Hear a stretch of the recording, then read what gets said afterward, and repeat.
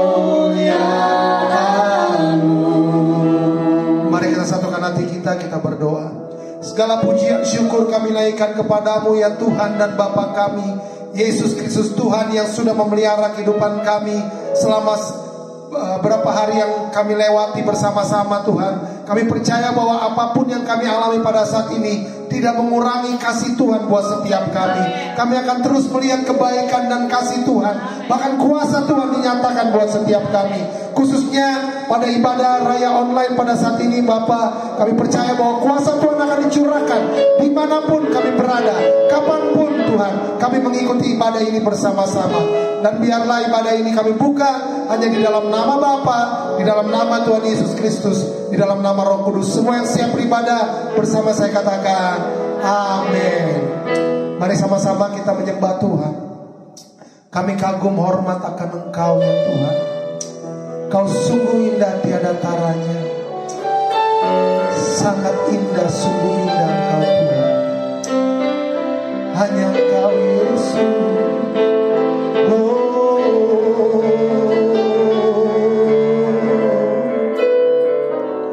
Kau sungguh indah tiada taranya. Sungguh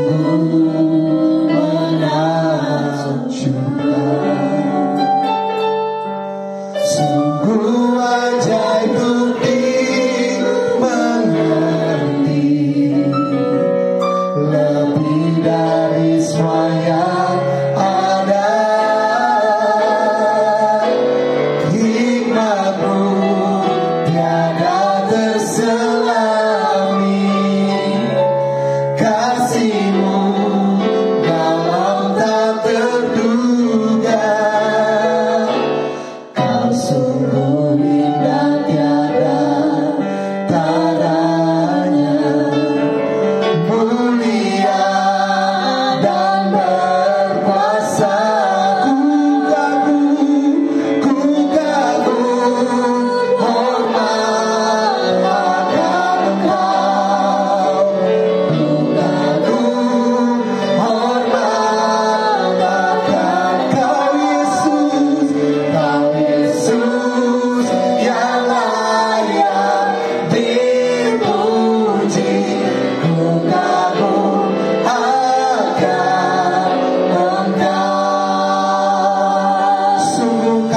kagum hormat akan Engkau.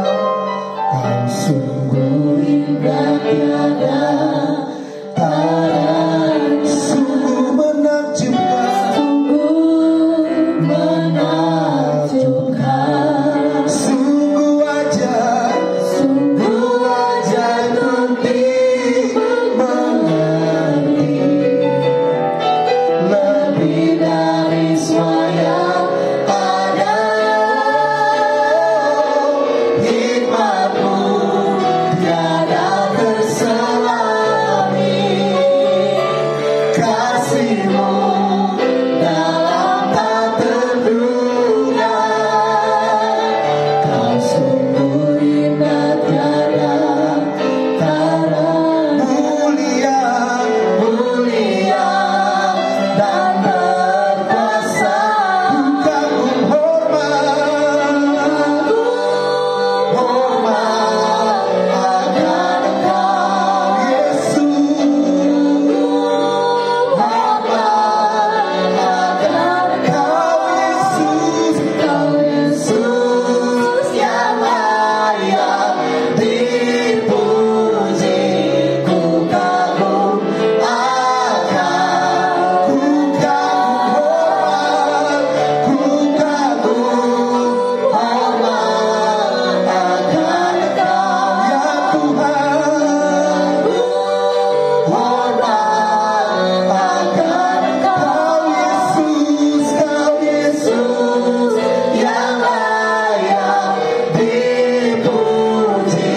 Ku kagum akan Engkau. Katakan sama-sama, ku kagum hormat akan Engkau. Benar Tuhan, ku kagum hormat akan Engkau, Kau Yesus yang layak dipuji. Ku kagum akan Engkau. Katakan terus, ku kagum hormat akan Engkau. Hormat akan Kau Yesus, Kau Yesus yang layak dipuji. Ku kagum akan Engkau.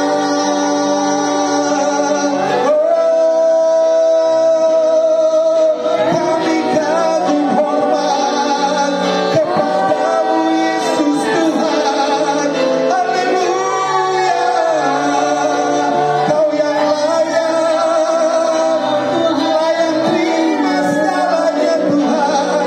Kau mati dan bangkit bagi kami. Kau terima segalanya. Kau tebus dosa kami Tuhan. Terima kasih Bapa. Terima kasih Yesus. Terima kasih Roh Kudus. Haleluya. Ini kami Tuhan menyembah-Mu dalam roh dan kebenaran. Sebab Kaulah kebenaran kami, Kaulah jalan kami Tuhan. Kaulah kehidupan untuk selamanya. Haleluya. Glory bagi-Mu Tuhan. Kau yang layak, Kau yang layak Tuhan. Haleluya. Hosana, Hosana bagi-Mu Yesus. Haleluya.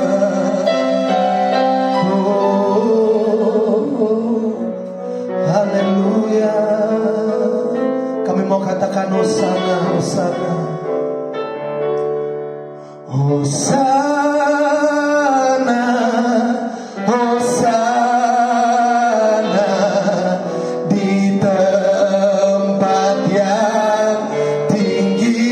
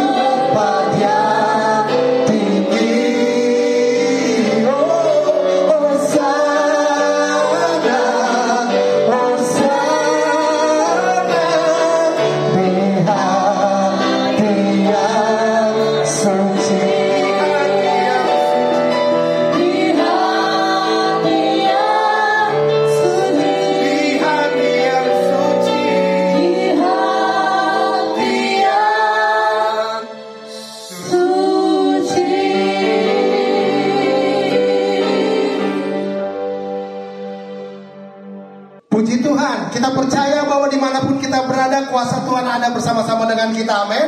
Oleh sebab itu kita siap memuji Tuhan. Kita mau besarkan nama Tuhan. Kita mau tinggikan Dia. Mari sama-sama memuji Tuhan. Besarkan nama Tuhan. Haleluya.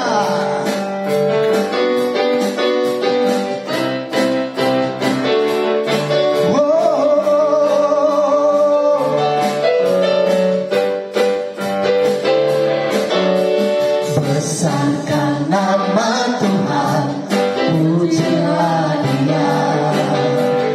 Kemurahan-Nya besar, tiada terkira. Aku tak dapat balas betapa besar kasih-Nya. Oh, besarkanlah namanya.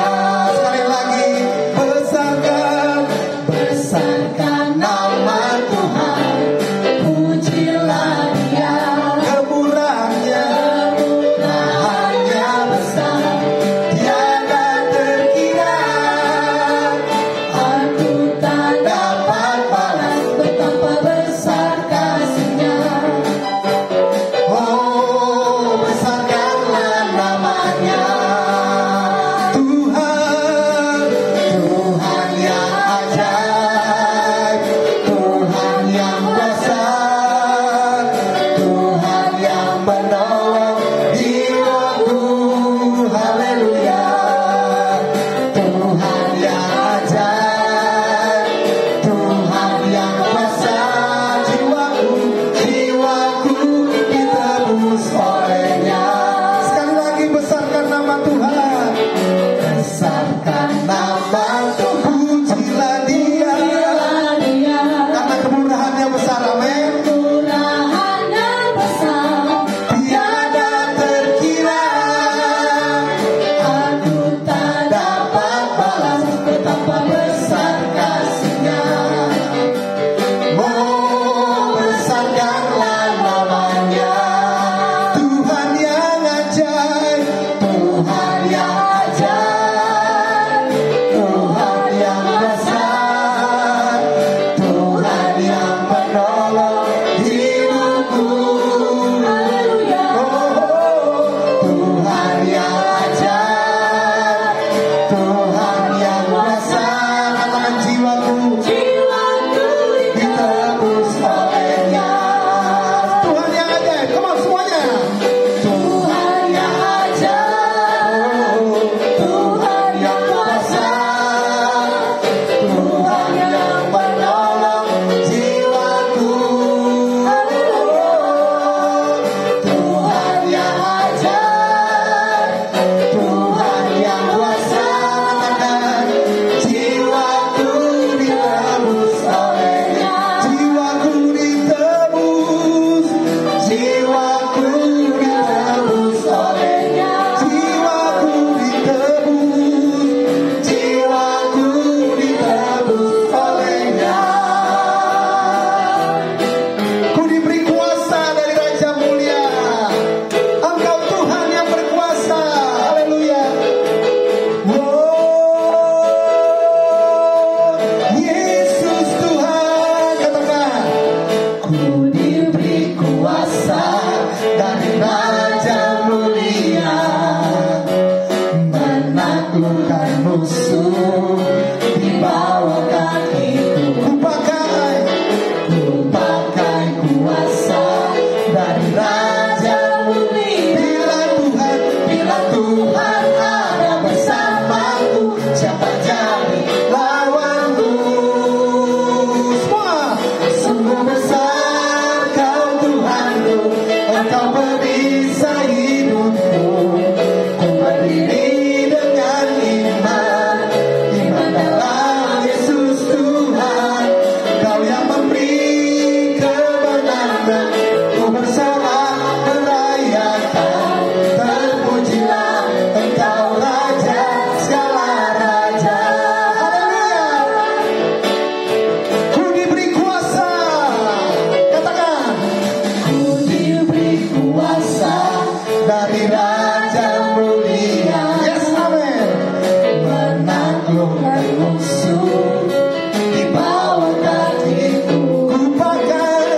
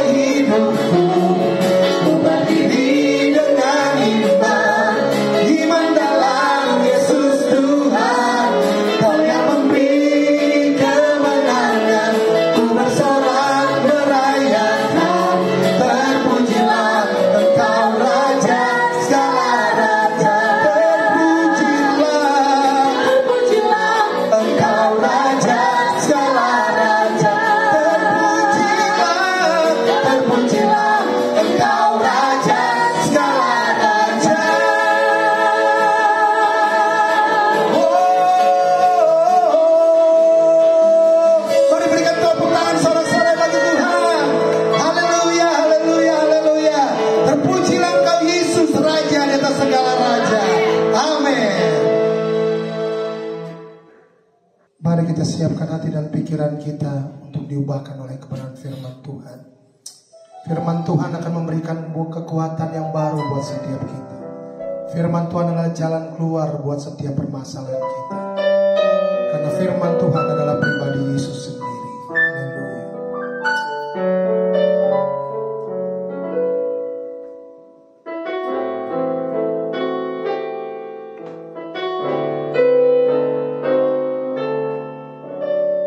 Bila hati terasa berat,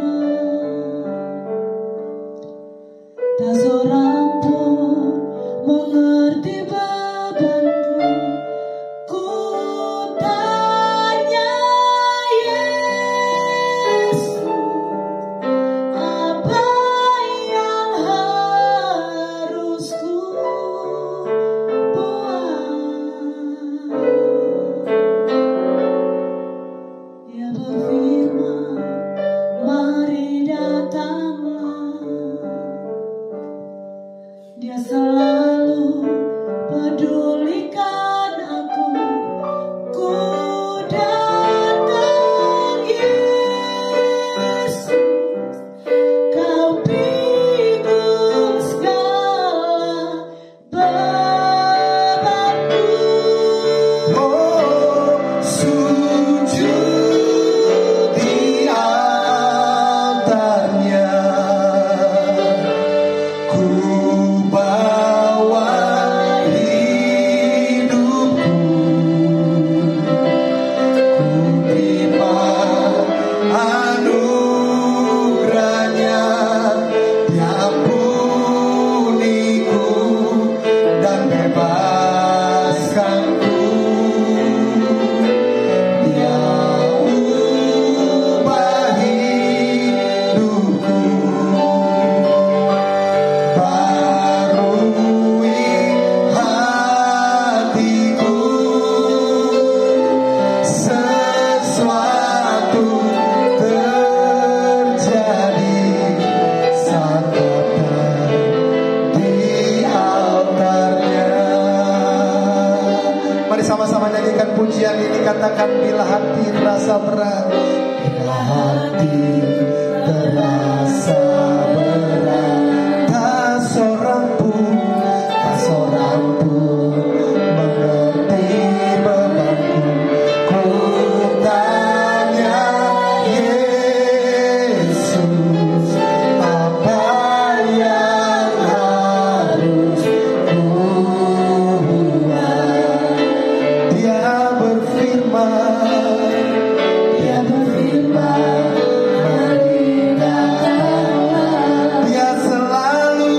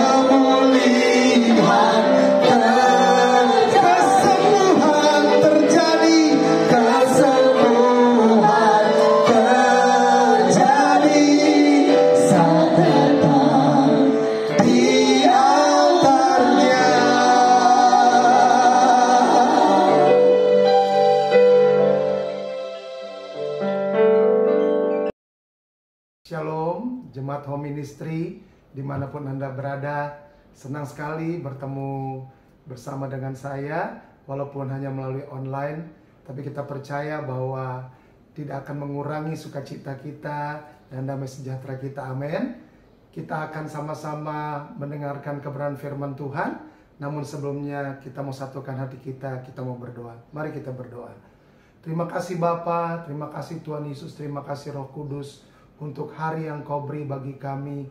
Kami melewati berminggu-minggu bersama dengan Engkau. Kami melewati hari-hari kami bersama dengan Engkau.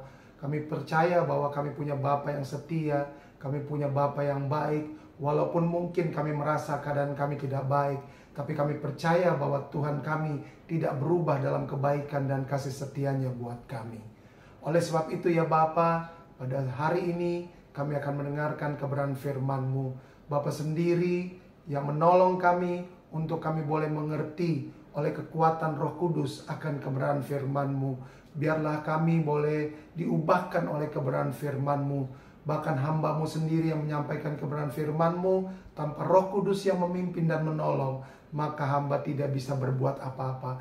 Oleh sebab itu ya Bapa, Tuhan Yesus dan Roh Kudus, biarlah kami boleh dibukakan kebenaran firman-Mu. Apa yang tidak ditanam oleh Bapa di sorga dicabut sampai kepada akar-akarnya di dalam nama Tuhan Yesus Kristus.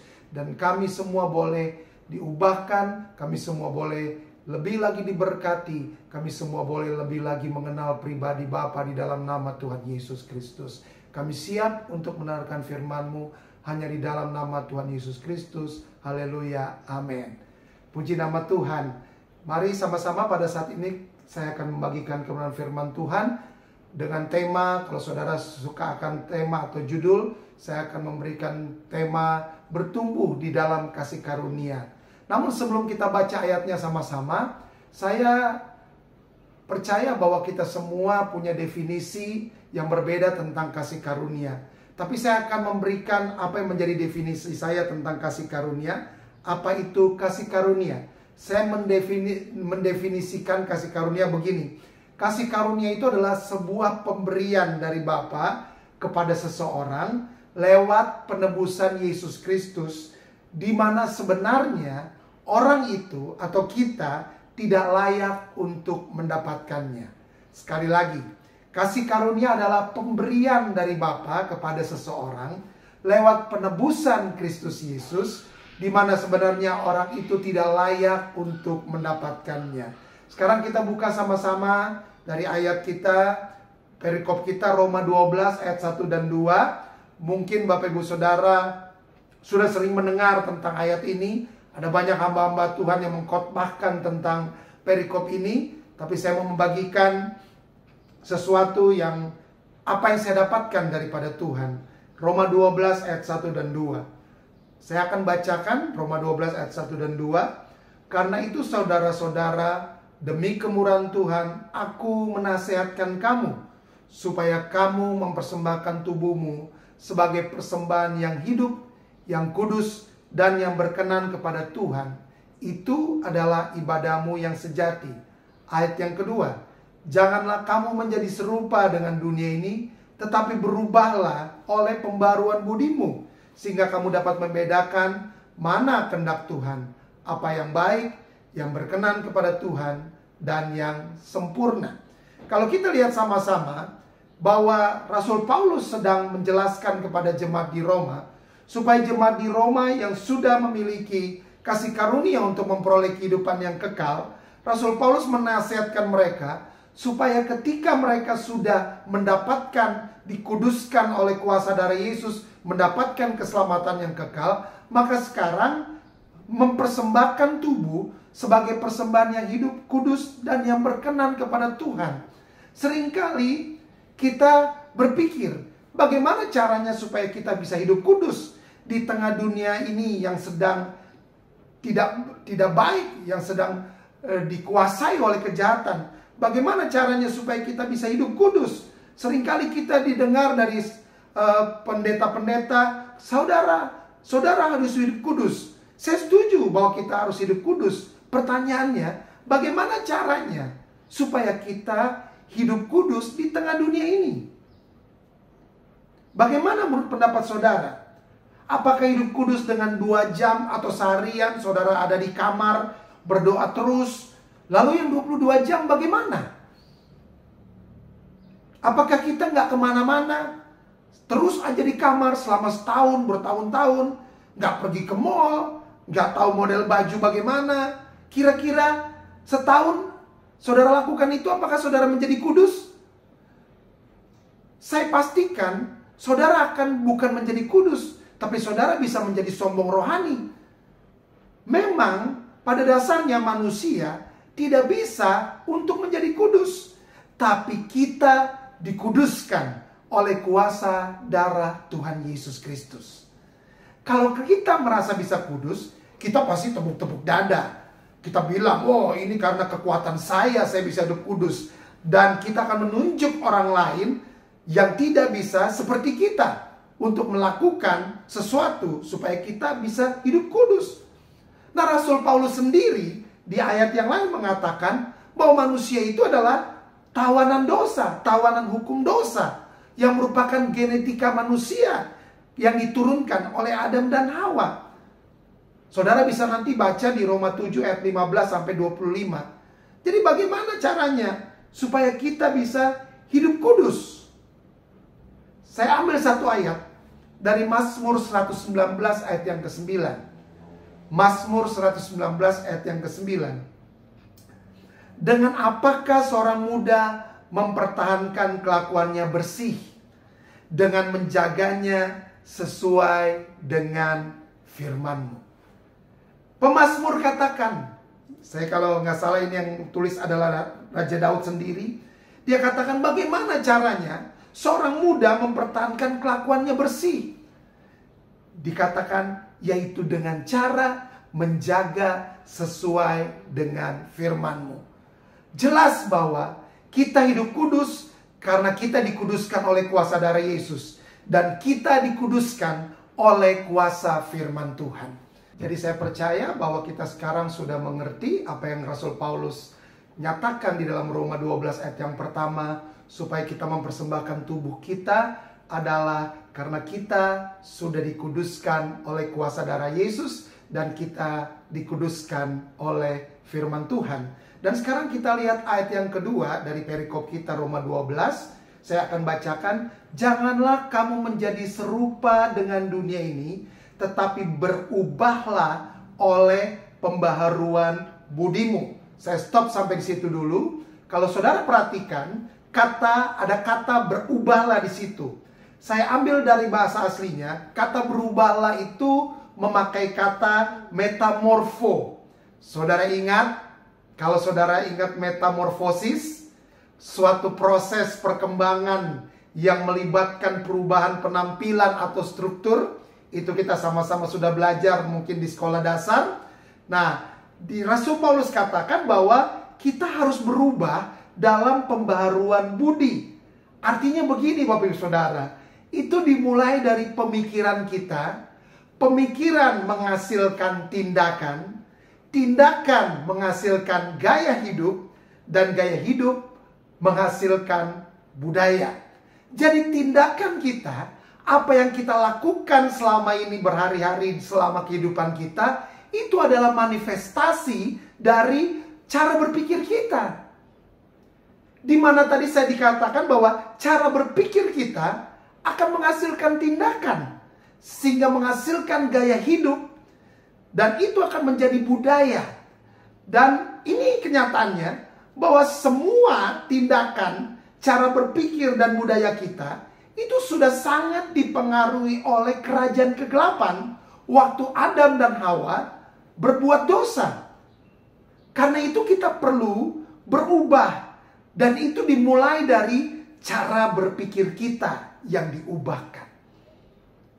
Jadi bukan mulai dari tindakan kita, dimulai dari cara berpikir kita. Diubahkan terlebih dahulu cara berpikir kita. Dan ini nggak gampang saudara. Selama kita sudah diajar belasan atau puluhan tahun, kita sudah sering mendengar pengajaran oleh orang tua kita, oleh pendeta-pendeta, khotbah-khotbah yang kita dengarkan. Dan ada kemungkinan besar hal-hal yang kurang sesuai dengan kebenaran firman Tuhan. Kita terima semua hal, kita dengar semua hal tanpa kita mempelajari sendiri. Dan kita menjadi percaya ketika kita mempelajari firman Tuhan sendiri. Oleh sebab itu saya mau katakan, mengubah pembaruan budi, cara berpikir kita sendiri aja itu sulit. Apalagi mau merubah cara berpikir orang lain. Karena itu saudara, perlu yang namanya proses. Dibutuhkan yang namanya kasih karunia untuk Tuhan mengubahkan kehidupan kita. Dan ini berita baiknya, bahwa Tuhan suka terhadap proses. Tapi manusia senang kepada hasilnya. Tapi Tuhan lebih suka ketika manusia mengalami proses. Kita lebih suka kepada hasil. Kita mau hasil yang cepat. Kita mau supaya semuanya berubah dalam waktu yang cepat. Tapi saya mau katakan bahwa manusia tidak akan pernah bisa berubah kalau bukan Tuhan yang mengerjakannya di dalam pribadi orang tersebut. Saya kasih contoh. Istri senang kalau lihat suaminya berubah. Aduh Pak Pendeta, suami saya kenapa nih belum berubah-berubah ya? Jadi ibu maunya bagaimana? Ya cepat dong Tuhan ubahkan suami saya. Nah, istri-istri suka kalau suaminya cepat berubah.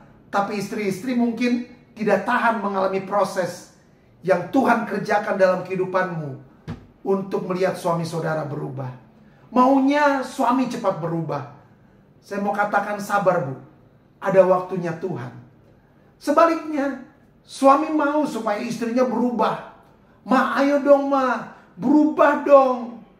Ya kan? Iya Pak, saya udah mulai berubah nih. Pelan-pelan dong Pak, gak gampang nih Pak. Pak, saya mau katakan bertahan aja Pak. Jangan karena suami saudara, istri saudara tidak berubah, maka Bapak cepat-cepat mau menceraikan istri saudara. Enak aja. Walau istri saudara kenyataannya masih tetap sama. Yang saya mau katakan ini adalah berat badan saudara. Maksudnya berat badan istri saudara belum berubah-berubah. Dan orang tua juga begitu. Orang tua mau supaya anak-anaknya berubah. Saya itu Bapak Ibu Saudara, kesaksian ini, saya dari SMP itu dibawa sama orang tua saya pergi ke ibadah-ibadah. Saya pergi ke KKR, saya melihat orang didoakan, ditumpangin tangan, jatuh. Saya melihat orang mengalami pelepasan, tapi sayanya sendiri gak berubah-berubah tuh. Kapan mulainya waktu saya berubah Bapak Ibu Saudara? Waktu saya sudah mulai selesai kuliah. Itu saya berubah. Bayangkan saudara, lama banget kan saya berubahnya. Nah, sekali lagi saya mau tekankan bahwa Tuhan melihat pada waktu di prosesnya. Karena Tuhan memang senang akan yang namanya proses. Begitu mudah Tuhan untuk mengubah manusia dalam sekejap. Sangat-sangat mudah untuk Tuhan melakukannya. Cuma nanti gak ada ceritanya Bapak Ibu Saudara. Gak ada kesaksiannya bagaimana Tuhan bekerja dalam kehidupan saudara dan saya. Saya punya cerita bagaimana saya diproses Tuhan sebelum saya menerima Yesus sebagai Tuhan dan Juru Selamat. Dan setelah saya lahir baru sampai sekarang, saudara pun saya percaya saudara punya cerita tentang bagaimana Tuhan memproses kehidupan saudara sampai saudara bisa menerima Yesus sebagai Tuhan dan Juru Selamat. Saya percaya bahwa apa saja yang Tuhan telah lakukan selama ini kepada saudara dan saya, di mana saudara dan saya bertumbuh di dalam kasih karunia. Kita kembali ke Roma 12 ayat yang kedua. Lanjutnya dibilang begini, sehingga kamu dapat membedakan manakah kehendak Tuhan, apa yang baik, yang berkenan kepada Tuhan, dan yang sempurna. Sekali lagi saya mau sampaikan begini, proses menghasilkan kedewasaan, proses menghasilkan keserupaan dengan Tuhan. Proses dapat membuat kita bertumbuh dalam kasih karunia untuk bisa membedakan. Saya akan masuk di dalam khotbah. Yang pertama, proses dapat membuat kita bertumbuh dalam kasih karunia untuk bisa membedakan. Yang pertama adalah yang baik. Saya itu pikir-pikir waktu saya mempersiapkan khotbah ini. Yang baik. Yang baik itu menurut siapa? Karena baik menurut Tuhan itu tidak sama dengan baik menurut manusia. Karena standarnya Tuhan itu sungguh sangat tinggi. Jauh berbeda dengan standarnya manusia. Standar manusia itu kebaikan. Tapi standarnya Tuhan itu kebenaran. Sekali lagi, standar manusia itu kebaikan. Tapi standarnya Tuhan itu kebenaran. Baik belum tentu benar, tapi benar sudah pasti baik. Saya kasih contoh.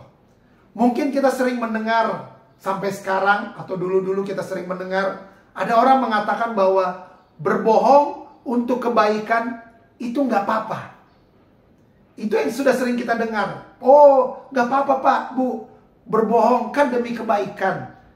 Tapi setelah kita lihat di dalam firman Tuhan itu nggak ada ayatnya berbohong untuk kebaikan, Bapak Ibu Saudara. Yang ada adalah di Matius 5 ayat 37 saya bacakan. Jika ya, hendaklah kamu katakan ya. Jika tidak, hendaklah kamu katakan tidak. Apa yang lebih daripada itu berasal dari si jahat.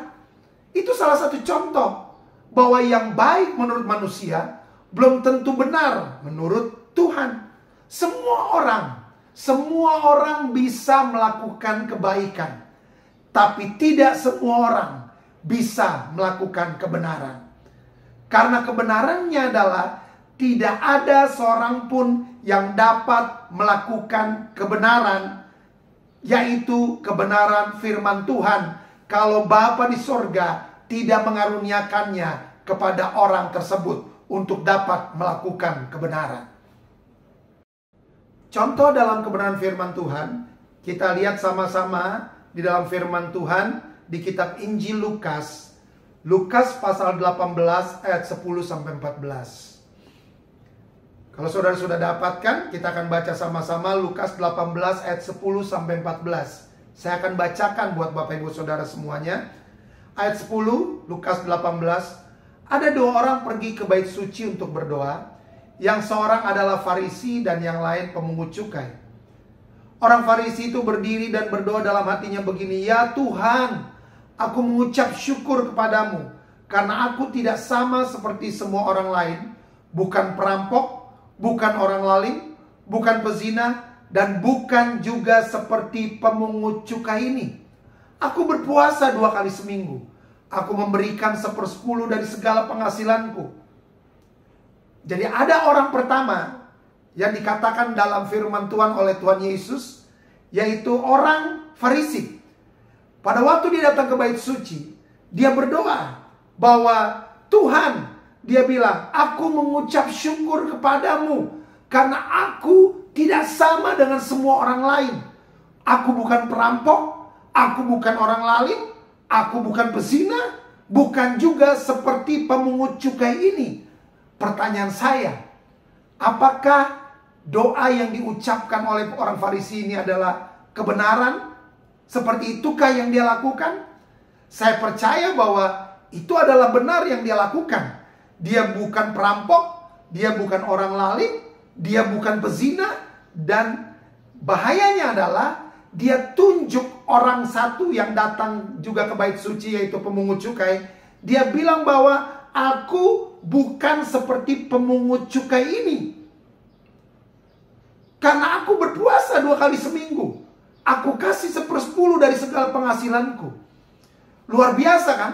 Kalau kita lihat orang ini bukan hanya baik, tapi orang ini adalah orang yang benar menurut pandangan kita. Tapi nanti saya jelaskan. Tapi ada satu pribadi lagi yang sama-sama datang ke bait suci.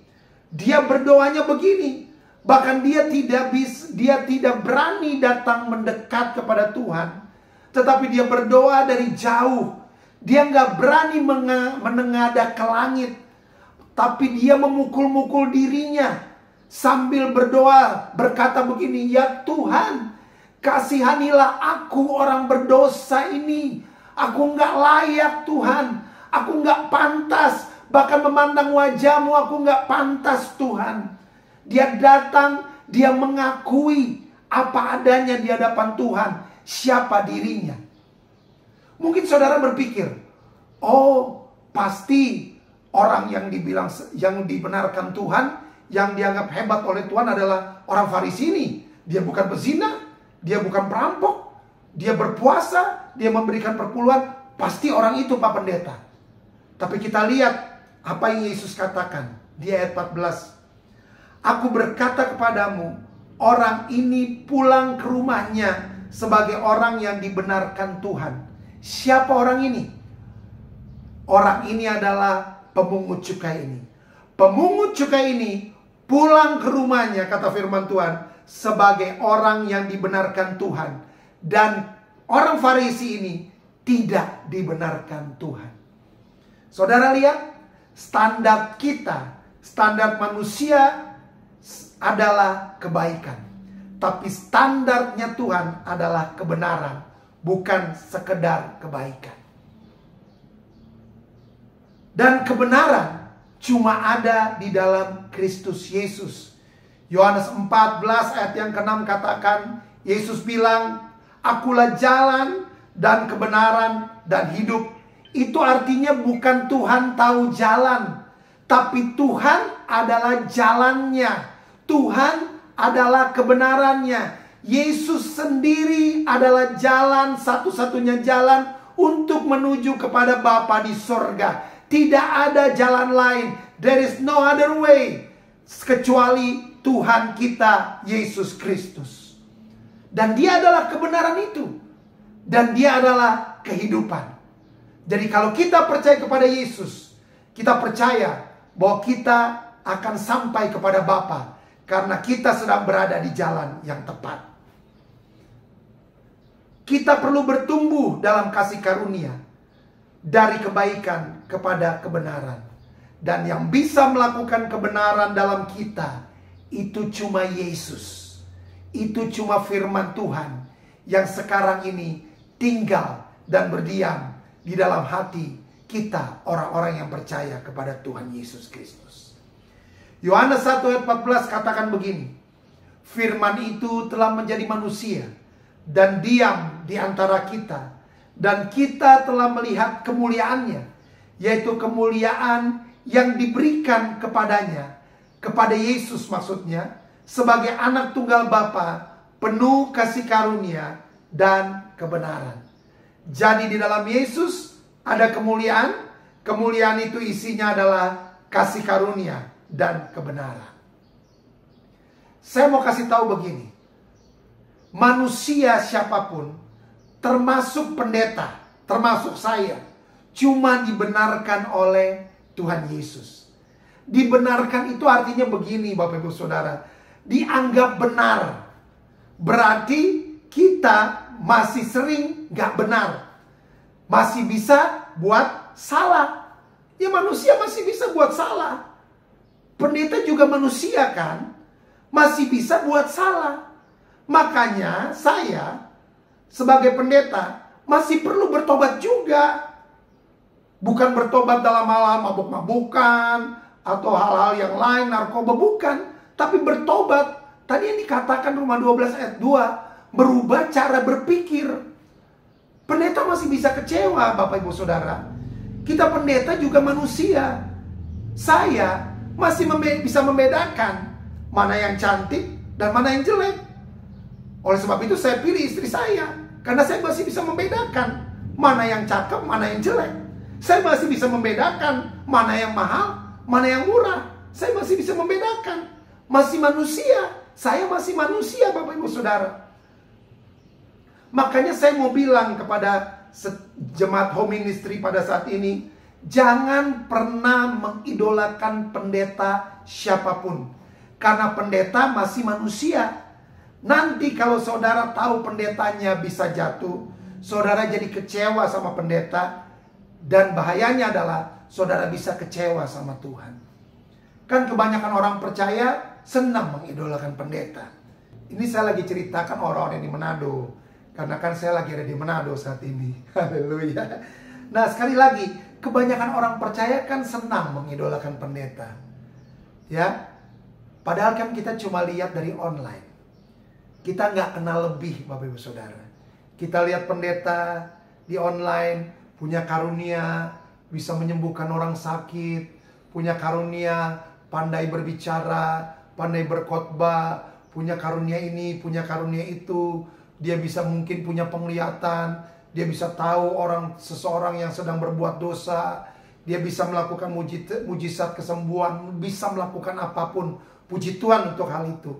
Tapi saudara, kalau saudara baca tentang jemaat di Korintus, nanti saudara punya waktu saudara baca di rumah. Jemaat di Korintus itu, semua jemaat punya karunia. Mereka semua hebat, baik secara teologis maupun secara filosofi. Tapi ternyata mereka hidup dikuasai oleh keinginan daging. Oleh sebab itu saya mau bilang kepada jemaat home ministry, jangan pernah mengidolakan pendeta. Karena pendeta pasti punya kelemahan, pendeta pasti punya kekurangan yang terus diproses sampai dia meninggal dunia. Tapi bukan juga kita seenaknya menjelek-jelekan pendeta. Walaupun pendeta memang harus siap disalah mengerti, harus siap difitnah, harus siap dibenci, sama seperti Yesus. Tapi marilah kita saling menghormati satu dengan yang lain. Jadi kita idolakan Yesus aja. Amin Bapak Ibu Saudara. Lihat Yesus yang disampaikan oleh pendeta di dalam khotbah. Perhatikan firman Tuhan yang disampaikan, bobot firman Tuhan yang dikhotbahkan. Jadi kalau ada yang disampaikan tidak ada dasar firman atau tidak mengandung kebenaran firman Tuhan, saudara bisa anggap aja itu sebagai pengetahuan. Gak usah dijadikan sebagai dasar dalam menjalani kehidupan. Karena sekalipun pendeta, bisa aja yang disampaikan bukan kebenaran firman Tuhan, tapi cuma cerita yang tidak ada dasar kebenaran firman Tuhannya. Tapi sekalipun dia bukan pendeta, tapi kalau yang disampaikan mengandung kebenaran firman Tuhan, dengarkan dan lakukan firman Tuhannya. Apa yang disampaikan, karena firman Tuhan itu kebenaran. Oleh sebab itu, mari kita sama-sama bergerak pada karunia yang Tuhan percayakan kepada kita. Saya percaya kita semua diberikan karunia masing-masing yang berbeda yang Tuhan berikan buat setiap kita. Itu bukan hanya diberikan kepada pendeta, tapi saya percaya jemaat home ministry juga punya karunia yang Tuhan berikan kepada saudara. Pergunakan itu, pakai itu, kobarkan karunia yang Tuhan sudah percayakan kepada saudara. Bergerak di dalam kasih karunia yang Tuhan mau saudara untuk lakukan.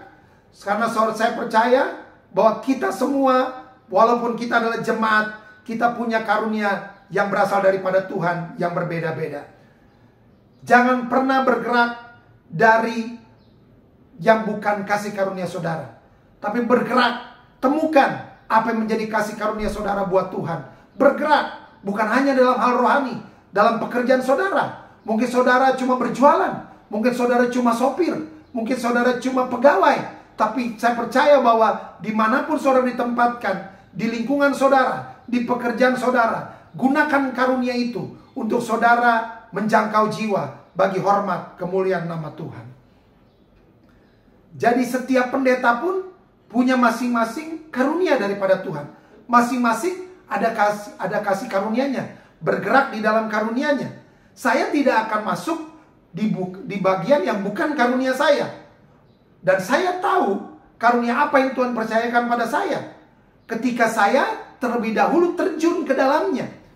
Karena kalau saya nggak terjun ke dalamnya, kalau saya nggak pernah coba untuk berkhotbah, saya nggak pernah tahu kalau saya ternyata bisa berkhotbah di depan orang. Karena pada awalnya saya jangankan berkhotbah, jangankan ngomong, pegang mic aja gemeteran saudara. Tapi setelah saya mulai dipercayakan oleh Tuhan untuk berkhotbah, saya jadi tahu, oh ternyata bahwa saya punya karunia untuk berkhotbah. Jadi bergeraklah sesuai dengan karunia saudara. Nah saudara tahu dari mana kalau saudara punya karunia tersebut? Kalau saudara tidak pernah mencoba untuk bergerak di dalamnya. Seperti di dalam firman Tuhan, kalau saudara nanti baca, ada 5 jawatan dalam firman Tuhan. Ada rasul, ada nabi, ada gembala, ada pengajar, ada penginjil. Saudara bisa jadi rasul, bukan hanya di gereja. Saudara bisa jadi rasul di tempat usaha saudara. Saudara bisa jadi nabi di tengah kantor saudara. Saudara bisa jadi gembala di mana Tuhan menempatkan saudara. Saudara bisa jadi pengajar. Saudara bisa jadi penginjil. Supaya setiap orang tahu bahwa Yesus Kristus adalah Tuhan yang hidup. Jadi saudara perlu tahu setelah saudara bisa terjun ke dalamnya. Makanya bergeraklah di dalam kasih karunia yang Tuhan percayakan kepada saudara dan saya. Jadi sekali lagi saya mau katakan kepada jemaat home ministry, bacalah firman Tuhan supaya saudara tidak mudah untuk disesatkan. Apalagi di zaman sekarang yang serba online sekarang ini, kita bisa dengan mudah menonton dan mendengar segala sesuatu, baik yang gak benar ataupun yang benar. Mari kita sama-sama baca firman Tuhan supaya kita bisa membedakan yang benar yang berasal daripada Tuhan. Kita kembali ke ayat inti kita, Roma 12 ayat yang keduanya. Janganlah kamu menjadi serupa dengan dunia ini, tetapi berubahlah oleh pembaruan budimu, sehingga kamu dapat membedakan manakah kehendak Tuhan, apa yang baik, yang berkenan kepada Tuhan, dan yang sempurna. Jadi ayat ini berbicara tentang pertobatan di zaman perjanjian baru yang kita hidupi sekarang ini, yaitu pertobatan yang dimulai dari perubahan pembaruan budi, perubahan cara berpikir yang sesuai dengan kebenaran firman Tuhan. Yang pertama adalah proses dapat membuat kita bertumbuh dalam kasih karunia untuk bisa membedakan yang baik. Itu yang pertama. Dan yang kedua, proses dapat membuat saudara dan saya bertumbuh dalam kasih karunia untuk bisa membedakan yang berkenan. Saya mau kasih tahu Bapak Ibu Saudara, di dalam Alkitab hanya ada 3 orang yang mendapat predikat orang yang berkenan kepada Tuhan. Yang pertama, 1 orang ada di dalam perjanjian baru dan 2 orang ada di perjanjian lama. Di perjanjian baru itu Yesus. Yesus dikatakan berkenan kepada Tuhan. Kita buka ayatnya sama-sama di Matius 3 ayat yang ke-17. Matius 3 ayat 17 saya akan bacakan. Dikatakan begini. Lalu terdengarlah suara dari sorga yang mengatakan, inilah anakku yang kukasihi, kepadanya lah aku berkenan. Dikatakan di ayat tersebut bahwa Yesus berkenan kepada Bapa. Tapi kalau saudara baca seluruh kitab Injil, bahwa Yesus dikatakan berkenan kepada Bapa sebelum Yesus melakukan pelayanannya. Ini kejadiannya, ayat ini perikopnya adalah ketika Yesus sedang dibaptis. Jadi sebelum mulai pelayanannya, Yesus sudah dikatakan berkenan kepada Bapa. Yesus belum memulai pelayanan, Yesus bukan sedang di dalam pelayanan dan bukan sedang di akhir pelayanan. Tapi ketika Yesus belum memulai pelayanannya, Yesus sudah dikatakan berkenan. Sama seperti kita. Kita disebut Tuhan berkenan kepada Bapa, berkenan kepada Tuhan, bukan karena kita melakukan sesuatu terlebih dahulu bagi Tuhan. Bukan berarti kalau saudara nggak datang ke ibadah, oh saya bukan orang yang berkenan. Atau saudara belum berbuat sesuatu, saudara belum dikatakan berkenan. Bukan begitu Bapak Ibu Saudara. Konsep berpikir kerajaan sorga itu konsep berpikir agama. Karena Yesus turun ke dalam dunia, menebus saudara dan saya, sehingga kita jadi orang percaya. Karena Tuhan, Dia Raja yang terlebih dahulu berkenan pada waktu saudara dan saya masih berdosa. Itu kebenarannya. Tapi kita diajarkan selama ini berbeda. Kamu harus melakukan ini, kamu harus melakukan itu, saudara harus berbuat ini, saudara harus berbuat itu. Banyak berdoa, banyak berpuasa supaya saudara berkenan. Kamu harus melakukan kebaikan, kamu harus melakukan kebenaran supaya berkenan kepada Tuhan. Itu cara berpikir agama. Saya dulu sering diajarkan begini Bapak Ibu Saudara. Waktu saya baru lahir baru, saya sering diajarkan begini. Valdo, kamu harus taat. Kamu harus hidup kudus. Supaya kamu kudus. Kamu harus melakukan perintah Tuhan. Supaya kamu kudus. Kalau kamu nggak taat, kamu tidak melakukan firman Tuhan, kamu belum kudus. Tapi setelah saya pelajari firman Tuhan, setelah saya pelajari Alkitab, nggak begitu saudara. Saudara mau lihat ayatnya? 1 Petrus 1 ayat yang kedua. 1 Petrus 1 ayat yang kedua. Saya akan bacakan buat saudara. Ayatnya bilang begini. 1 Petrus 1 ayat yang kedua. Yaitu orang-orang yang dipilih sesuai dengan rencana Tuhan Bapa kita. Dan yang dikuduskan oleh Roh supaya taat kepada Yesus Kristus dan menerima percikan darahnya. Kiranya kasih karunia dan damai sejahtera makin melimpah atas kamu. Ternyata kalau saudara perhatikan ayat yang baru saya baca, kronologinya bukan seperti yang sering kita dengar. Kita harus taat supaya kudus. Tapi ternyata di ayat ini disampaikan bahwa kita lebih dahulu dikuduskan oleh Roh supaya taat. Itu kebenarannya. Bahwa kita sudah dikuduskan oleh kuasa darah Yesus. Kita sudah dikuduskan oleh Roh Kudus. Sehingga kita taat kepada Yesus Kristus. Kita bisa taat kepada Yesus karena kita sudah dikuduskan. Karena kita adalah orang-orang yang dipilih sesuai dengan rencana Bapa. Jadi kita dikuduskan oleh Roh. Kita dikuduskan oleh percikan darah Yesus. Itulah yang saya maksudkan. Kita harus berubah oleh pembaruan budi kita. Dari cara berpikir agama, cara berpikir yang selama ini kita jalankan, kita lakukan, kepada cara berpikir kerajaan sorga.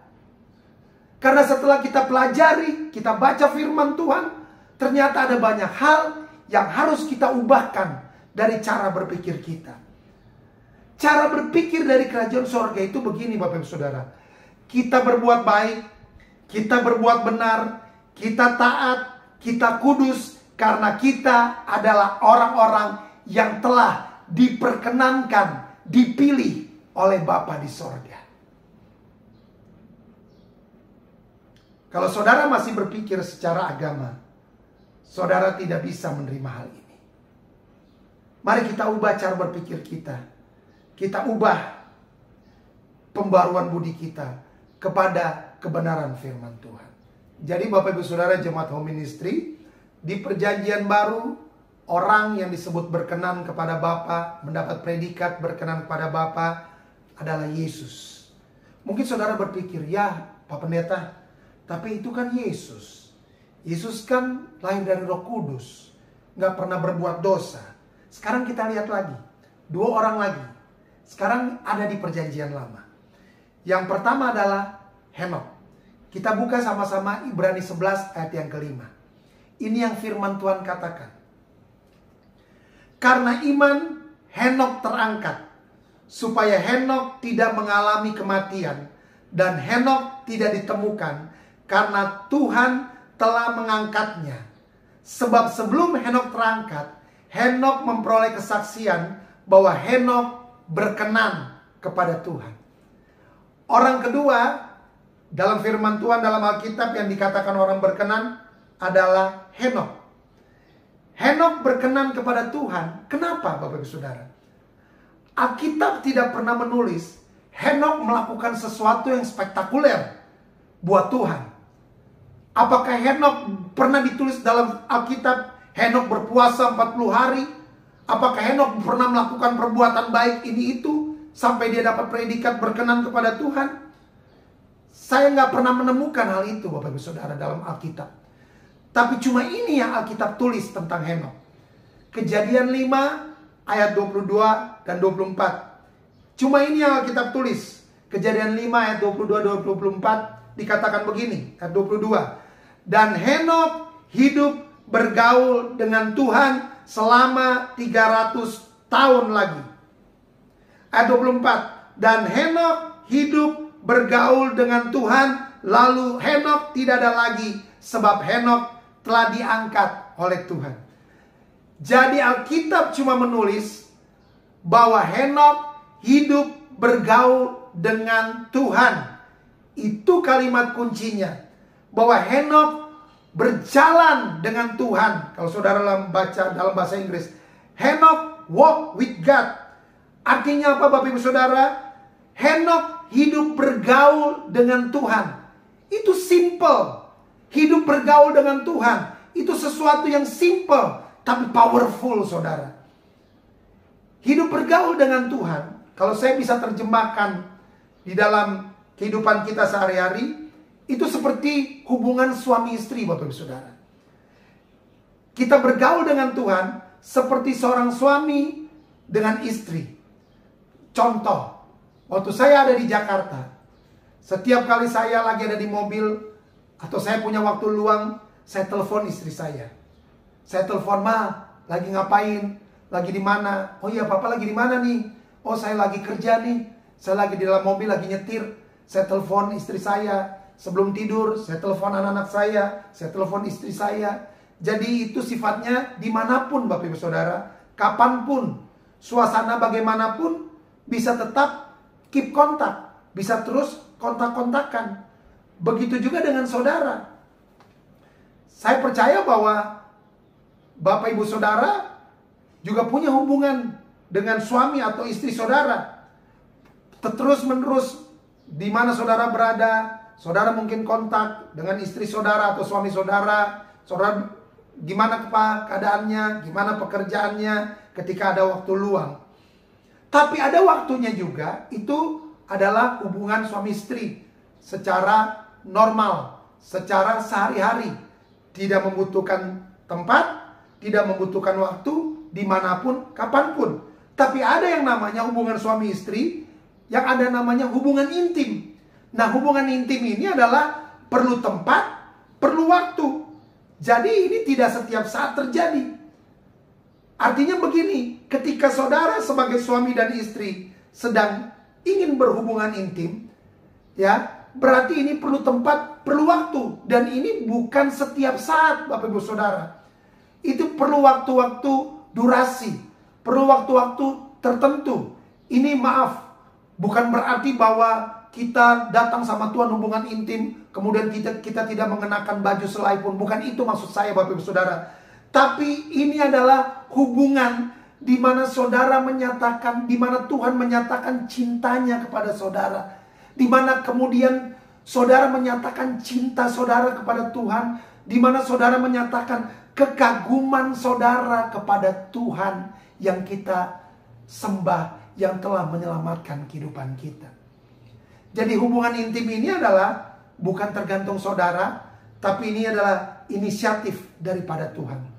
Jadi begini Bapak Ibu Saudara, ketika saudara sedang punya waktu luang dan Roh Kudus menggerakkan saudara untuk berhubungan dengan Tuhan, saya mau katakan jangan tunda-tunda saudara. Ketika saudara mungkin sedang nonton TV di rumah, tiba-tiba Roh Kudus ingin supaya saudara masuk ke kamar dan saudara berdoa.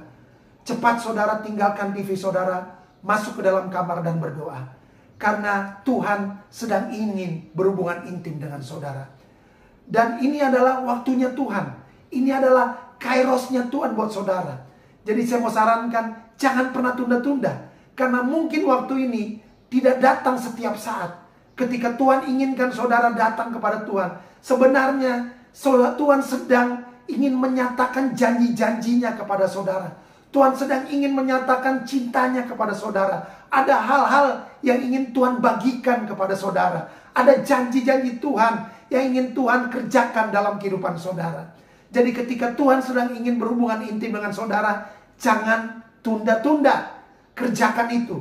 Karena saudara akan melihat kasih Tuhan, cinta Tuhan dinyatakan lebih lagi dalam kehidupan saudara dan saya. Sama seperti suami dan istri, punya hubungan intim, punya waktu berdua, tanpa terganggu oleh hal-hal yang lain. Begitu juga dengan Tuhan kita. Dia ingin punya waktu berdua dengan saudara, dan tidak terganggu dengan pekerjaan saudara, dengan aktivitas saudara, dengan hal-hal yang lain. Seperti itulah hubungan kita dengan Tuhan. Hubungan intim kita dengan Tuhan, kita menyatakan kekaguman kita, kita menyatakan cinta kita, kasih kita kepada Tuhan. Tapi kalau suami dan istri tidak lagi punya hubungan seperti ini, berarti ada masalah dengan hubungan mereka. Begitu juga kalau saudara dengan Tuhan tidak punya hubungan seperti ini, berarti ada masalah antara saudara dengan Tuhan. Mungkin cinta saudara kepada Tuhan mulai pudar, tapi saya mau pastikan cinta Tuhan tidak pernah pudar kepada saudara. Jadi sekali lagi, Henokh hidup bergaul dengan Tuhan sehingga dapat predikat sebagai orang yang diperkenan oleh Tuhan. Orang yang diperkenankan Tuhan pasti punya hubungan dengan Tuhan. Sekali lagi, orang yang diperkenankan Tuhan pasti punya hubungan dengan Tuhan. Mungkin saudara selama ini sudah tidak pernah lagi berhubungan dengan Tuhan. Atau saudara berdoa tapi biasa aja. Saudara berdoa kalau saudara mau pergi, saudara berdoa kalau saudara mau makan, saudara mau tidur, saudara berdoa, tapi cuma aktivitas agama biasa. Tapi sebenarnya hubungan saudara dengan Tuhan tidak sedang baik-baik saja. Pada saat ini saya mau bilang sama saudara, saya mau katakan kepada saudara, kembalilah. Tuhan sedang menunggu saudara. Tuhan mau ngobrol dengan saudara. Tuhan tidak pernah menolak saudara. Dia setia menunggu saudara. Jangan saudara terintimidasi dengan kesalahan saudara. Sebesar apapun kesalahan saudara, sebesar apapun dosa yang saudara lakukan, saudara cukup datang sama Bapa dan minta ampun. Dan saya mau pastikan bahwa Bapa tidak pernah menolak saudara. Bapa selalu menerima saudara. Dan sekarang saatnya Bapa sedang menunggu saudara. Kembalilah, bangun hubungan saudara dengan Tuhan, bangun hubungan intim saudara kembali dengan Tuhan, dan saudara akan mengalami kembali kasih Tuhan dinyatakan dalam kehidupan saudara. Itu orang yang pertama dalam perjanjian lama. Orang yang kedua yang dikatakan orang yang berkenan pada Tuhan. Orang kedua di dalam perjanjian lama, atau orang yang ketiga di dalam firman Tuhan yang dikatakan mendapat predikat orang yang berkenan pada Tuhan adalah Raja Daud. Kita buka sama-sama Kisah Para Rasul 13 ayat yang ke-22. Dikatakan demikian firman Tuhan. Setelah Saul disingkirkan, Tuhan mengangkat Daud menjadi raja mereka. Tentang Daud, Tuhan telah menyatakan, Aku Tuhan telah mendapat Daud bin Isai, seorang yang berkenan di hatiku dan yang melakukan segala kehendakku. Orang yang ketiga di dalam firman Tuhan yang dikatakan berkenan adalah Raja Daud. Padahal kita sama-sama tahu bagaimana kehidupan Raja Daud. Daud orang yang sering jatuh, tapi dia sering bangkit sesering dia jatuh. Kita tahu sama-sama ceritanya bagaimana kehidupan Daud. Daud ambil Batsheba, istri dari Uria yang adalah anak buah Daud sendiri. Bahkan bukan hanya Daud mengambil istri Uria, tapi Daud bunuh Uria. Dia tempatkan Uria di posisi paling depan dalam medan peperangan supaya Uria terbunuh. Itu yang Daud lakukan. Daud melakukan hal yang kalau dikatakan pada zaman sekarang ini adalah pembunuhan berencana. Bukan hanya dia rencanakan bunuh Uria, tapi dia juga ambil istrinya. Itu yang Daud lakukan. Daud pembunuh. Tapi juga bukan hanya Daud pembunuh. Kalau kita baca, Daud jadi sombong setelah dia jadi raja. Dia hitung semua rakyatnya pada waktu itu. Dia hitung semua, ada berapa rakyatku. Dia suruh anak buahnya untuk menghitung rakyatnya. Dan firman Tuhan katakan, itu nggak benar di hadapan Tuhan. Daud menjadi sombong setelah dia jadi raja. Padahal siapa Daud sebelum jadi raja? Kita sama-sama tahu, Daud adalah orang-orang yang dipandang enteng. Daud adalah orang-orang yang tidak terhiraukan oleh kakak-kakaknya, yang adalah tentara-tentara pada waktu zaman itu. Dan saudara tahu bahwa pada zaman itu adalah kebanggaan bagi orang Yahudi ketika mereka menjadi tentara. Tapi Daud enggak jadi tentara. Karena itu dia dianggap enteng sama saudara-saudaranya. Dia hanya pengembala 2-3 ekor kambing domba. Ketika kakak-kakaknya pergi ke medan peperangan, Daud bawa 2-3 ekor kambingnya untuk digembalakan. Daud tidak dihiraukan oleh manusia. Sama dengan kita sebelumnya. Kita bukan siapa-siapa, saudara. Hanya kasih karunia Tuhan yang membuat kita mampu melakukan sekarang ini. Kita tidak pernah bisa jadi seperti sekarang kalau bukan Tuhan. Siapa saya pribadi? Saya menyadari saya adalah orang yang tidak ada apa-apanya. Saya banyak melakukan kesalahan, saya banyak melakukan pelanggaran, saya banyak melakukan pemberontakan, kurang ajar, melawan Tuhan. Saya sering melakukan semuanya itu. Kalau saya bisa seperti sekarang ini, itu semata-mata hanya karena kasih karunia Tuhan. Kembali kepada Daud. Daud pun sering melakukan pelanggaran kepada Tuhan. Tapi ini luar biasanya. Daud langsung bangkit sesering Daud jatuh. Padahal kalau saudara tahu pada zaman itu, ketika pada zaman perjanjian lama, ketika seseorang berbuat dosa, dia bisa langsung saja mati. Tapi ketika Daud berbuat salah, ketika Daud berbuat dosa, dia menyesali. Dia mengakui semua di hadapan Tuhan. Dia bilang sama Tuhan, Tuhan, kemana aku dapat pergi menjauhi roh-Mu? Ketika Daud mengatakan itu kepada Tuhan, Tuhan lihat Daud, Tuhan mau marah, gak jadi marah. Tuhan langsung hatinya luluh sama Daud. Karena Daud mengenal siapa Tuhannya. Dikatakan hatinya Daud seirama dengan hati Tuhan. Sampai akhirnya saudara, kita tahu sama-sama, Yesus pun lahir dari keturunannya Daud. Dan Yesus tidak pernah malu disebut sebagai Kristus anak Daud. Bukan Kristus anak Yosef, tapi Kristus anak Daud. Tuhan angkat Daud jadi raja melebihi kakak-kakaknya. Ketika pada waktu seorang nabi datang untuk mengangkat raja setelah Saul ditolak oleh Tuhan, nabi tersebut datang kepada bapaknya Daud, dan bapaknya Daud menunjukkan kakak-kakaknya Daud yang tentara-tentara itu. Dia bilang mungkin ini orang pilihan Tuhan. Tapi nabi itu bilang bukan yang ini. Setelah kakak-kakaknya Daud diperhadapkan oleh ayahnya kepada nabi bilang bukan mereka. Masih adakah anakmu yang lain? Ternyata Daud pun dilupakan oleh papanya. Oh iya, masih ada satu lagi mengembalakan kambing domba, lagi di padang rumput, lagi main kecapi, ya. Akhirnya Daud dipanggil. Ternyata memang Daud adalah orang yang diperkenan sama Tuhan, jauh melebihi kakak-kakaknya.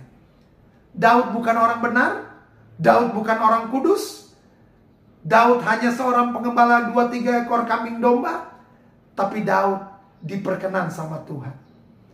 Daud hidup bergaul dengan Tuhan. Daud punya hubungan intim dengan Tuhan. Mazmur 119 ayat 164. Ini Mazmur Daud, ini yang Daud katakan, 7 kali dalam sehari aku memuji-muji Engkau ya Tuhan. Ini artinya Daud punya hubungan yang sangat dekat. Daud punya hubungan yang sangat intim dengan Tuhan. Hatinya Daud terkonek dengan hatinya Tuhan. Detak jantungnya Daud seirama dengan detak jantungnya Tuhan. Daud bukan orang benar, Daud bukan orang kudus, tapi Daud punya hubungan yang intim dengan Tuhan. Ketika Daud punya hubungan yang intim, Daud jadi mengenal keinginannya Tuhan. Daud jadi mengerti cara berpikirnya Tuhan. Dan Daud jadi tahu apa yang menjadi kehendak Tuhan. Sehingga Daud terus-menerus diubahkan menjadi sama seperti Tuhan. Kalau kita sembah Tuhan, kita akan menjadi sama seperti Yesus. Tapi kalau saudara sembah uang, saudara akan menjadi sama seperti uang. Sifatnya turun naik, tidak stabil. Tapi waktu saudara dan saya memutuskan, saya hanya mau menyembah Tuhan, maka Tuhan yang hidup akan membawa saudara dan saya akan terus naik, akan terus naik. Saudara akan dipromosikan sama Tuhan. Saudara akan melihat kebaikan Tuhan. Saudara akan hidup lebih lagi dalam kemuliaan Tuhan. Dan saudara akan menjadi sama seperti Yesus. Itu yang Daud kerjakan. Daud terus menyembah Tuhan. Walaupun dia baru mengembalakan 2-3 ekor kambing domba. Tapi yang paling penting di hadapan Tuhan adalah kesetiaan. Ketika saudara dan saya setia menyembah Tuhan, maka saudara dan saya akan melihat promosi yang dilakukan oleh Tuhan buat hidup saudara dan saya. Pada masa hidup Daud sebagai raja, Daud bangun Tabernacle of David. Daud bawa tabut Tuhan dalam tenda yang dibuat. Waktu Daud jadi raja, dia buat 44.000 penyanyi yang dilatih, yang disebut dengan ahli seni. Penyembahan terjadi siang dan malam, dan itu menyenangkan hati Tuhan.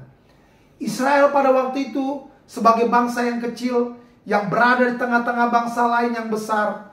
Tapi Daud ingin supaya bangsa-bangsa lain yang besar melihat Yahweh yang Daud sembah, Tuhan orang Israel yang Daud sembah.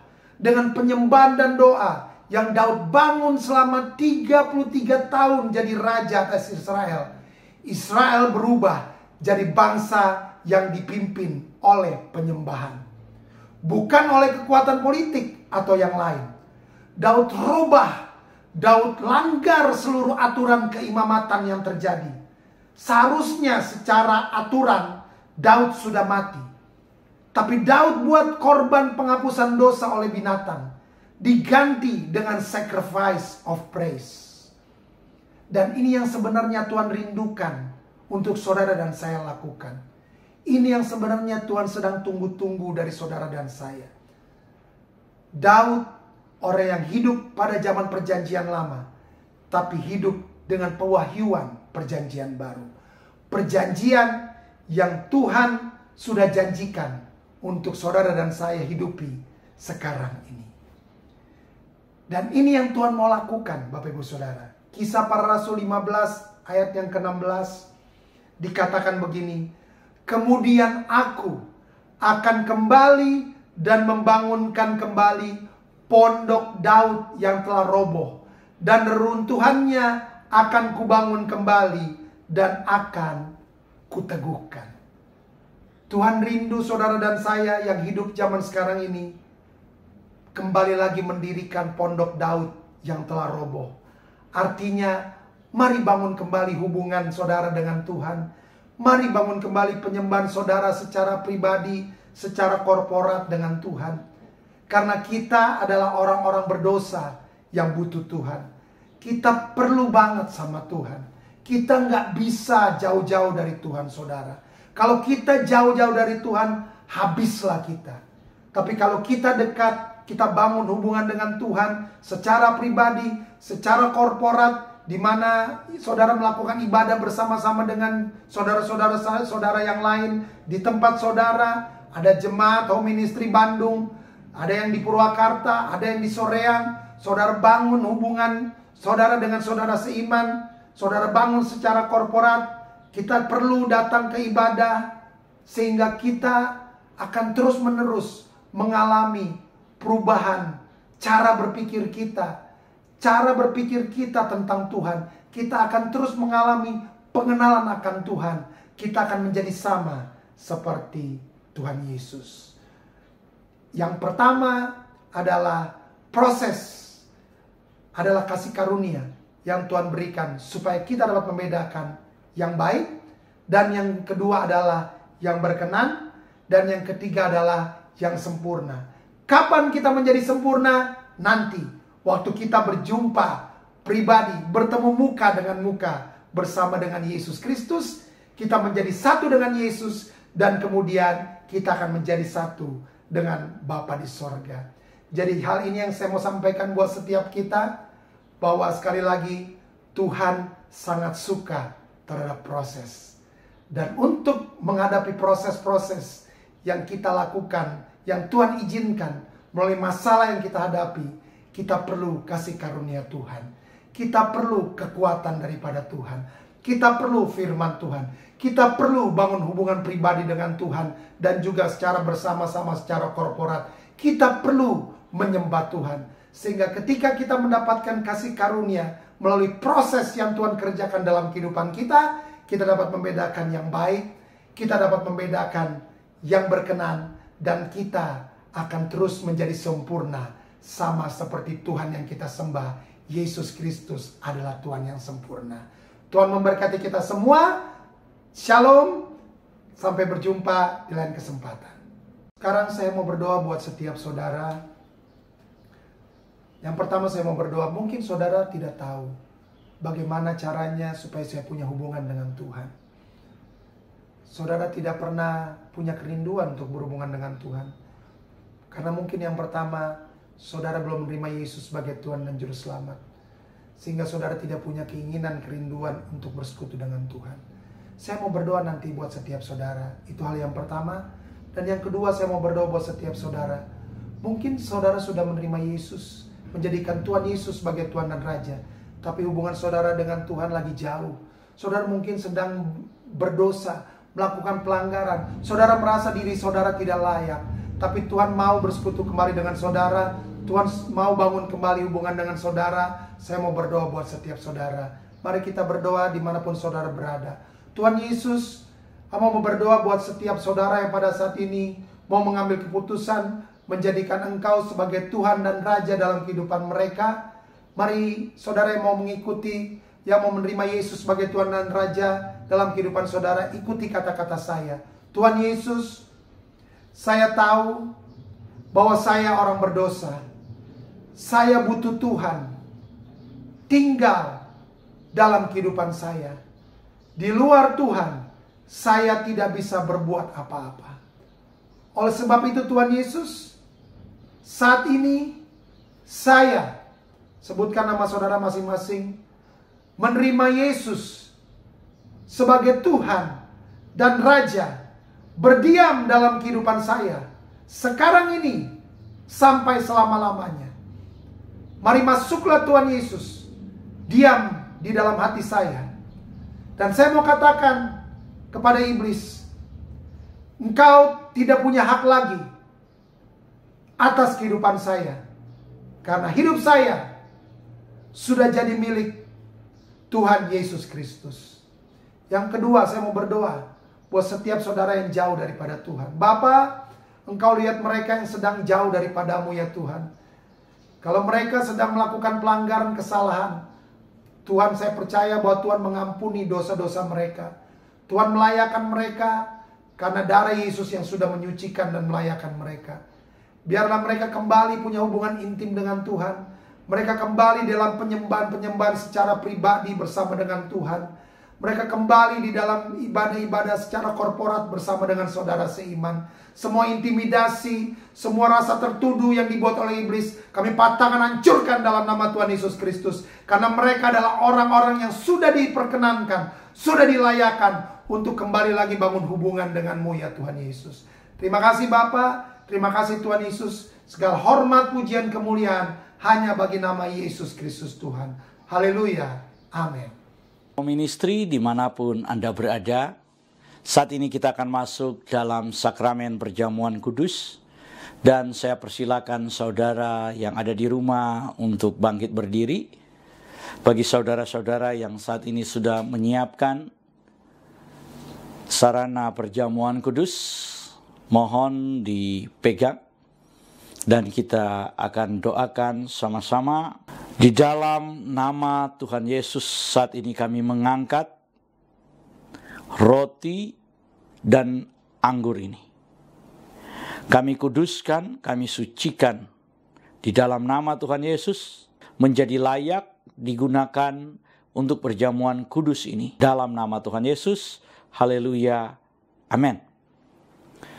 Saudara, dengarkanlah ketetapan perjamuan kudus.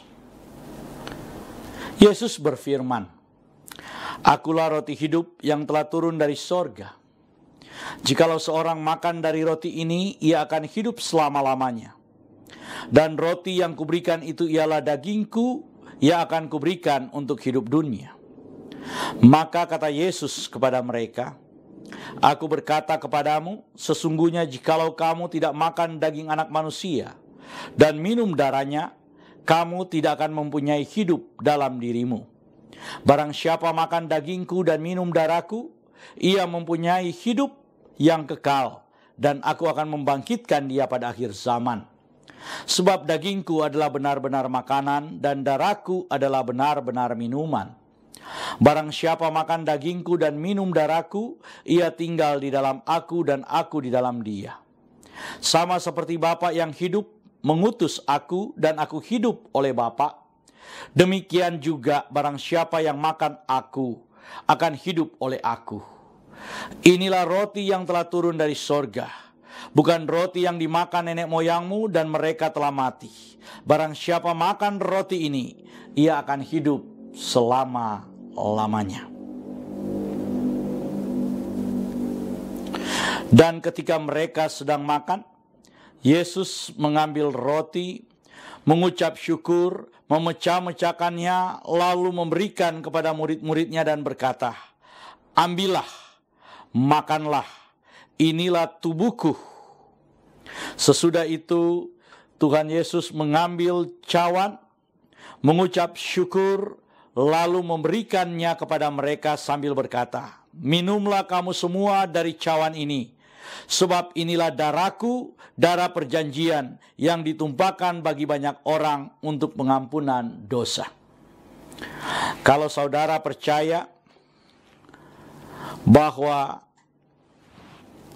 roti dan anggur ini adalah penyatuan dengan tubuh Tuhan Yesus Kristus, mari kita angkat lebih tinggi dari kepala kita, dan mari kita sama-sama mengaku, dalam nama Tuhan Yesus, saya percaya inilah tubuh dan darah Tuhan Yesus. Kalau saya makan tubuh Tuhan Yesus Kristus dan minum darah Tuhan Yesus, maka saya percaya semua dosa-dosa saya telah diampuni oleh Tuhan. Saya percaya kalau saya makan tubuh Tuhan Yesus dan minum darah Tuhan Yesus, maka semua kutuk telah dipatahkan. Saya percaya kalau saya makan tubuh dan minum darah Tuhan Yesus, maka semua sakit penyakit saya telah disembuhkan. Saya percaya kalau saya makan tubuh Tuhan Yesus dan minum darah Tuhan Yesus, maka saya mendapat bagian dalam tubuh Kristus, dan saya akan diberi tubuh kemuliaan, dan Tuhan akan mengangkat saya ketika Tuhan Yesus datang di awan-awan yang permai untuk menyatu dan bertemu dengan Dia. Saya percaya inilah tubuh dan darah Tuhan Yesus Kristus. Kita angkat lebih dulu tubuh Tuhan Yesus Kristus dan kita berkata, inilah tubuh Tuhan Yesus Kristus dalam nama Tuhan Yesus. Kita minum darah Tuhan Yesus Kristus dan kita berkata dalam nama Tuhan Yesus Kristus.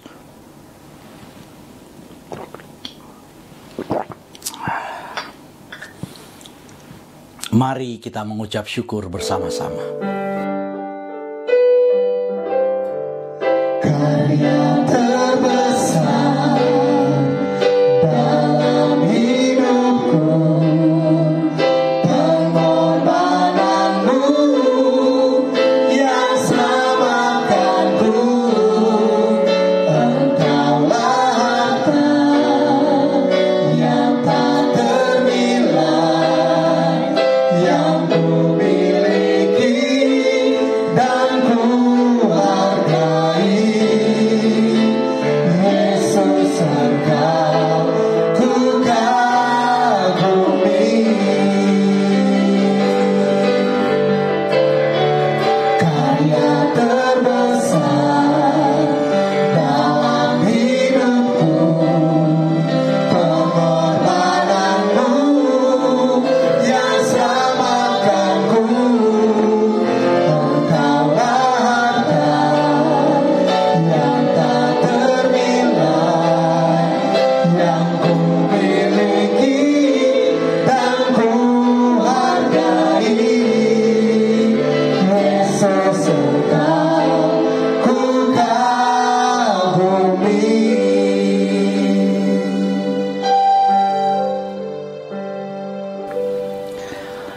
Jemaat Tuhan, kita sudah ada di penghujung ibadah kita hari ini. Sebelum kita masuk dalam doa berkat, kami ingin memberitahukan bahwa Home Ministry terus melayani jemaat Tuhan. Dan saat ini kami sudah mengadakan ibadah minggu yang diadakan setiap minggu pertama, minggu ketiga, dan minggu kelima. Dan Sobat Home Ministry, atas nama Gembala Sidang Home Ministry, yaitu Pastor Doni Toisuta, kami mengucapkan terima kasih atas semua partisipasi saudara-saudara, atas semua kehadiran saudara dalam mengikuti ibadah pada hari ini. Kita akan mengakhiri ibadah kita. Mari angkat kedua belah tanganmu, arahkan hati dan pikiranmu, dan aminkan semua berkat yang diucapkan buatmu. Di dalam nama Tuhan Yesus, diberkatilah hidupmu, diberkatilah keluarga, suami, istri, anak-anak, dan cucu-cucumu. Diberkatilah rumah tempat tinggalmu. Diberkatilah sumber-sumber mata pencarian, pekerjaan, dan karirmu. Diberkatilah tubuh jasmani dan kesehatanmu. Dan diberkatilah pertumbuhan rohanimu. Biarlah semua berkat dari Bapa Sorgawi, Bapa Yahweh namanya, cinta kasih dari Tuhan kita Yeshua HaMashiach, dan persekutuan dengan Roh-Nya yang kudus menyertai kita semua mulai dari sekarang sampai selama-lamanya. Kita yang percaya diberkati oleh Tuhan dan menerima berkat Tuhan ini. Mari sama-sama kita berkata, Amin.